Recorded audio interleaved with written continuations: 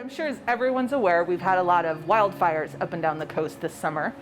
And something unique to the wine industry is that if you get a lot of smoke exposure on the grapes when they're in the vineyard, they can absorb smoke compounds, and those can end up in the final wine. And if you have high enough levels of smoke exposure, it can actually lead to negative aspects of wine quality.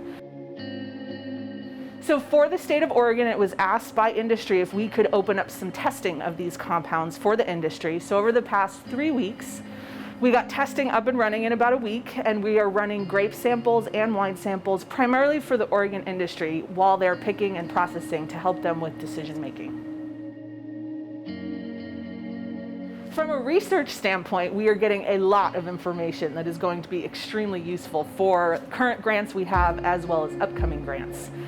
So for instance, all the samples that are being dropped off for analysis, we asked if they could provide GPS coordinates. So on the analysis we're doing, the atmospheric scientists that take air readings will be able to link that information up and see if we can build predictive models based off of air for that. So we would not have gotten the level of samples we normally would have without that. But people are picking, they're making wine, they're asking some questions about what they should do. We are going to see some nice wines coming out. I've seen some of those.